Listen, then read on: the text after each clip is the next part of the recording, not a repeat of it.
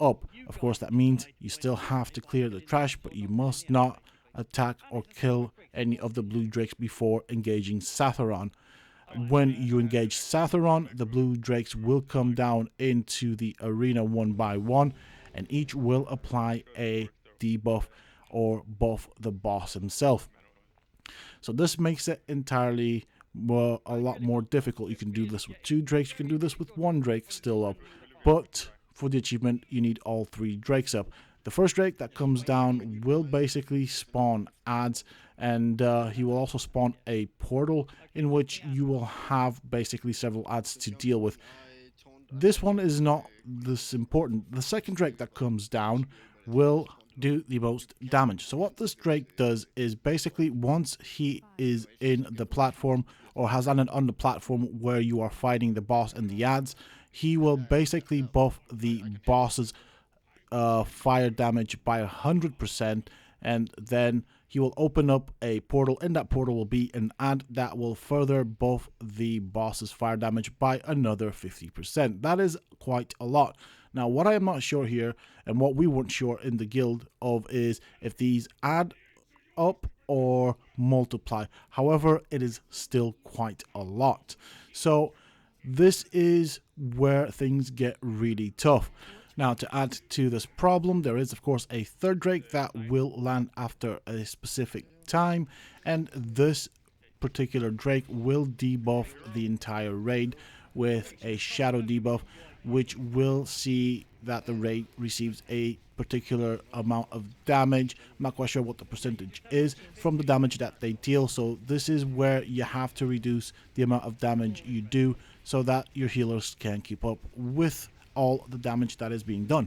Now, this is generally the mechanic and how it works. On top of that, we have the fire elemental adds that will spawn from time to time.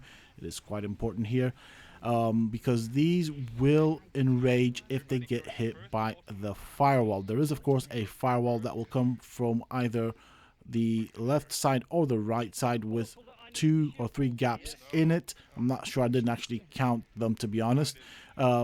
Basically your entire raid will have to filter themselves through the gaps. If you do get hit by the gap or by the firewall, it will do a lot of damage, which will add to the healing stresses of your healers. If the fire elementals of course get hit, they will enrage and do more damage.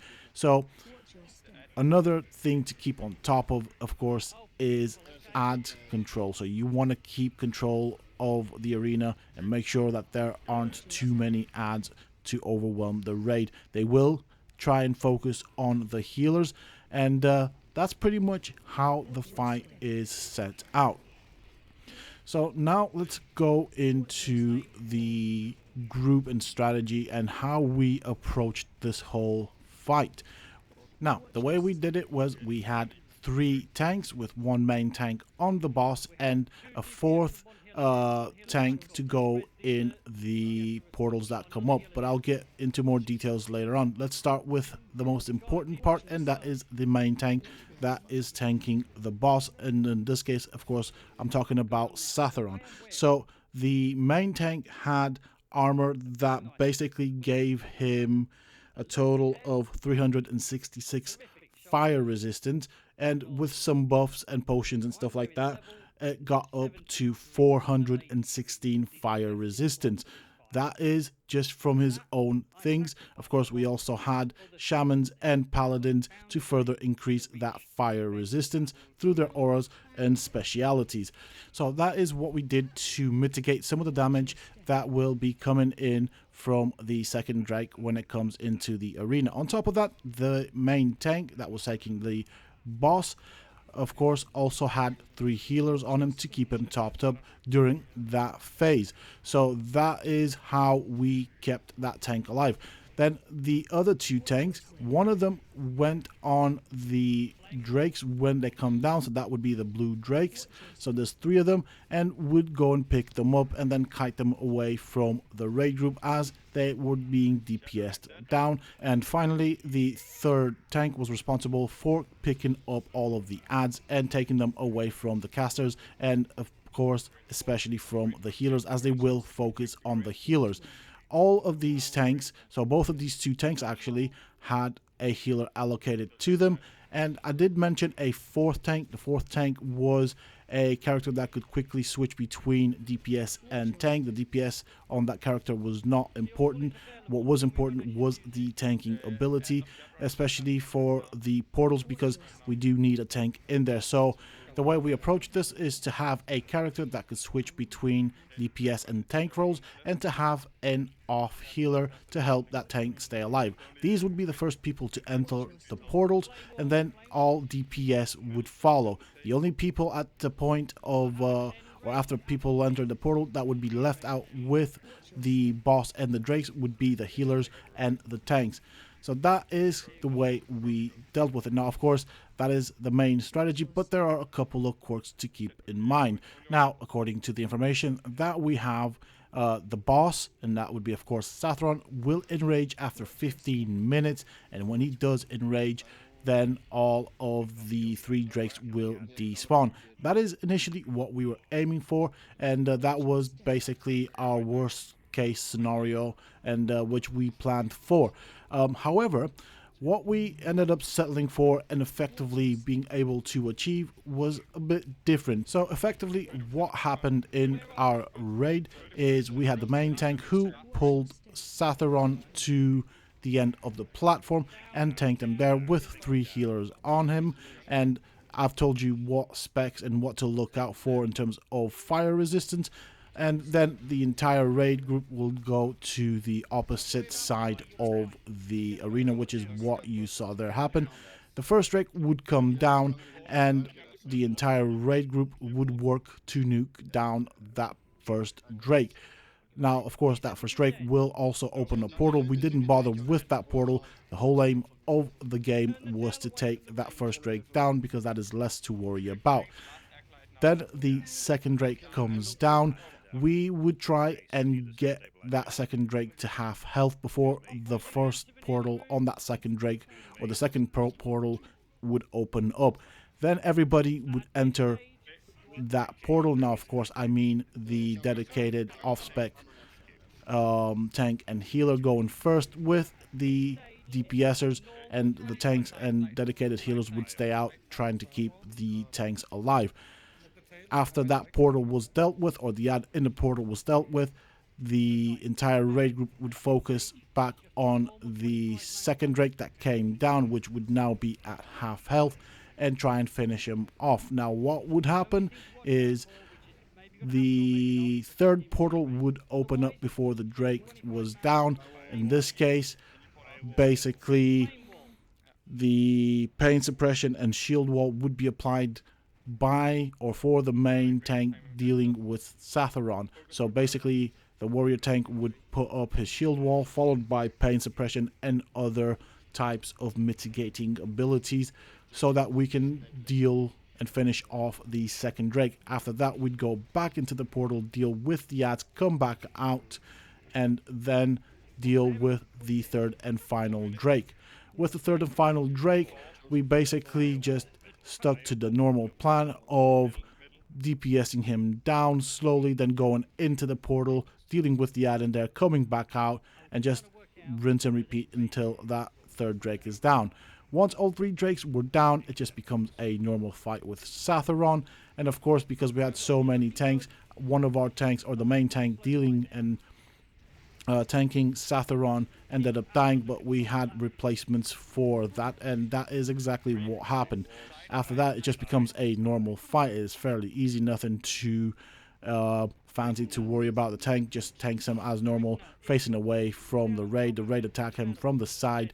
He does have a very large hitbox, so you don't have to be too close to him. Of course, always keep in mind the ants that spawn, and throughout the whole fight, keep in mind that there will be a firewall that will basically come from one or the other side. So for this, we also had people allocated to warn the entire raid group. So what was really important in this whole fight was good communication between the team, practice as well, because we did take a couple of tries to get it right and so that everybody knows what they're doing. But once we got into the flow, the fight was actually quite fun and enjoyable. Out of this, of course, you will get a title which is supposedly meant to be quite an achievement to get, of course, this being one of the hardest fights in the game currently as it stands. Finally, there are a couple of notes that need to be mentioned. These are quite important and they must be kept on top of throughout the entire fight. So the first thing that I want to bring up is ads. You must control the ads, you must take them down. The way we dealt with it is that the melee took care of the drakes whilst the range were focusing down on the ads that spawned, particularly the fire elementals. Now, do not let them get hit by the firewall because they will enrage and do more damage, and when they do spawn, of course, they will try and target the healers. So the tank that is responsible for these ads must be on top form in order to pick them up and keep the healers alive. Now, I've mentioned the firewall that you will see often spawning. This is quite important. Once people are in the portal, they don't know where the firewall is, when it is, where the gaps are. So you need people from outside to shout that the firewall is up, and you need to stop all DPS whilst in the portal on the ad so that you do not take down the ad and then be teleported back into the main arena with a firewall on your backside. So basically, you want to take down or aim to take down the ads inside the portal after the firewall has passed.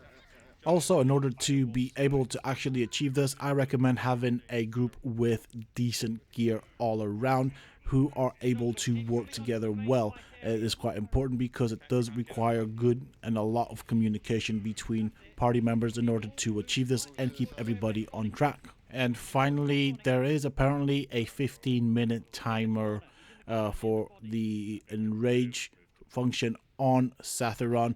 This is unconfirmed by us. We cannot confirm it. I cannot confirm it because we took Sethum down with the strategy at around, I'd say, 13 minutes. So that's how long it took us to do this. Do bear in mind, all of our raiders were decently geared for this particular fight. And of course, according to the information that we had obtained, once the boss enrages, the 3 drakes will disappear, and that would just leave the entire raid group to deal with an enraged boss. I'm not quite sure how this fight would pan out because we never got to it, and that is something to keep in mind. When doing this fight, you could potentially aim for this if your DPS isn't good enough to take the boss down before that. And also, as a bonus note here, it took us about 2 hours or just over 2 hours to get the whole fight right. Once we got our strategies right and everybody knew what they were meant to be doing and where they're meant to be, it went pretty flawlessly, I would say. And the fight itself wasn't all that difficult, and as I said, we managed to take the boss down with all the drakes at around 13 minutes of fighting the boss. And that is pretty much it for this video, folks. I do hope that the information in this video is useful, and if you have enjoyed it and found it useful and informative, please don't forget to support me on the channel by hitting that like button, share, comment, and subscribe. And as always, until next time, stay safe, folks.